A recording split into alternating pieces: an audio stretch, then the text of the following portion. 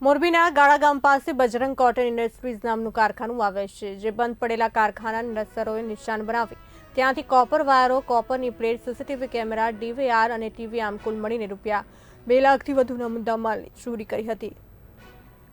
જે ગુનામાં એલસીબીની ટીમે 1.94 લાખના મુદ્દામાલ સાથે 4 આરોપીઓની ધરપકડ કરી અને આરોપીઓને કોર્ટમાં રજૂ કરીને 2 દિવસના રિમાન્ડ મેળવ્યા છે.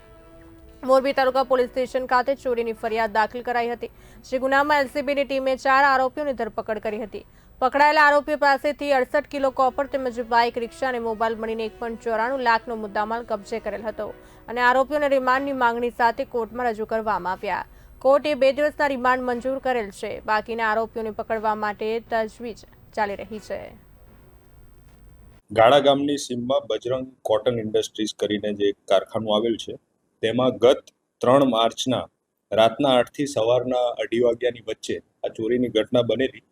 જે ફરિયાદ 12/3/2026ના રોજ મોરબી તાલુકા પોલીસ સ્ટેશનમાં ચોરીની ફરિયાદ જે નોંધવામાં આવેલી હતી, અને તેમાં જે આરોપીઓ છે તેમની શોધખોળ તાલુકા પોલીસ સ્ટેશનના કર્મચારીઓ, અધિકારીઓ તથા એલસીબી પેરોલ ફરોની જે સ્ક્વોડ છે તેઓ આમાં પ્રયત્નશીલ હતા. જેમાં એક સીએનજી ઓટો રિક્ષા તથા સ્પ્લેન્ડર મોટરસાયકલ પર કુલ 4 ઈસમો અહીંયા જે રવિરાજ ચોકડી ઓવરબ્રિજ પાસે સર્વિસ રોડ પર બેઠેલ છે તેવી ખાનગી એવી એક બાતમી મળી હતી કે આ જ લોકોએ તે ચોરીને અંજામ આપેલો છે. જે બાબતે એલસીબી તથા પેરોલ ફરોની ટીમે તે ચારેય જે કથિત જે ઈસમો છે તેઓને સઘન પૂછપરછ કરતા તેઓએ પોતાની ચોરીનો ગુનો કબૂલ્યો હતો.